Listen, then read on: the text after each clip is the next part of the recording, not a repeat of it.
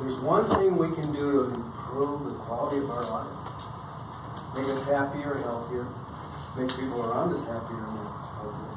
There's one thing we can do. Help us to make more money. Improve our relationships. Just one thing. Now this one thing, we don't have to read a book.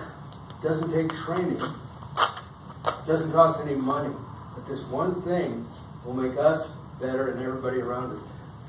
What is that one thing? Smile. Smile. Attitude. There are two things. What we're doing right now, listening. If we listen.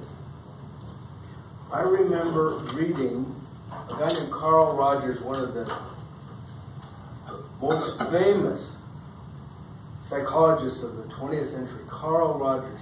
I read this in 1971. I don't read psychology type stuff, but he said this when I read it in 71, and I've never forgotten it. He said, if you ask somebody a question, and you say,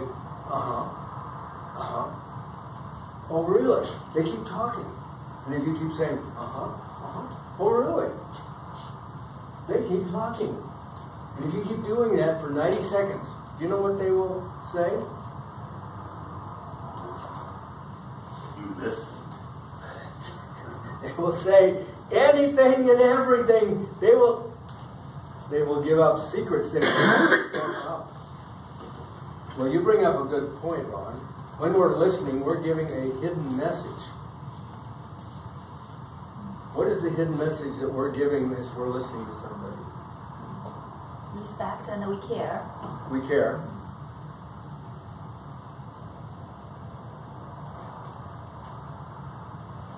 I'm listening.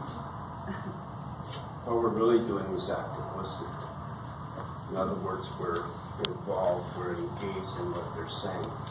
And we're encouraging the speaker. Yeah, we're encouraging them, and we're saying, you're important to me, what you say is important to me. And so they just keep coming to. And then how do they feel about us if we're an effective listener? They appreciate you more. Yeah. Do they trust us? Yes. If we trust them, they trust us.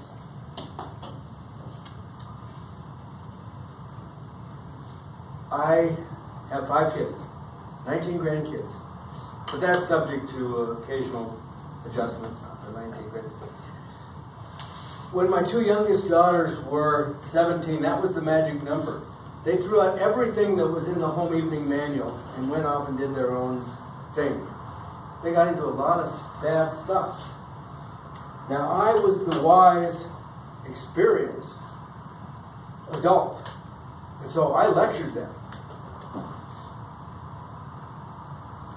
How did that go? They didn't listen. Vatsal, you're going to hell. Is that effective? Not particularly. It got pretty bad. In fact, it got so bad that Kelly, my second youngest, was so mad at me. She practically levitated off the ground. She looked at me and she said, I hate you. And she said that with every fiber in her body. She really hated me. And I realized that I was going to lose her forever. And so I, first of all, decided I would never lecture her again. And I never have.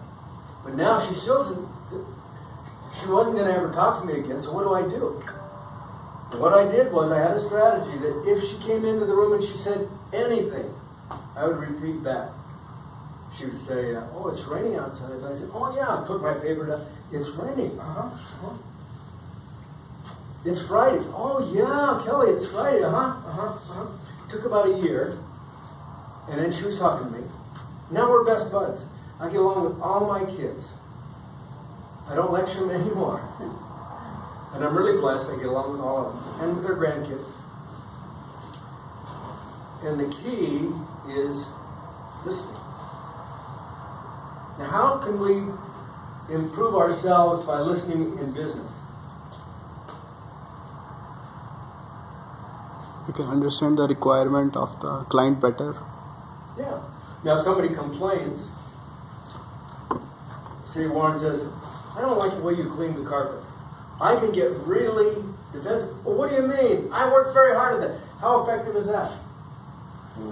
But if he says, I don't like the way you clean the carpet, I said, well, thank you. And this is automatic now. I've done carpet from 81 until now. And probably in the middle of the night, if somebody says, I don't like the way you did the carpet, although it happens every other year or every 6, I mean, it's very rare, but I believe my automatic response is always going to be, well, thank you. I appreciate your input. How can I make it right?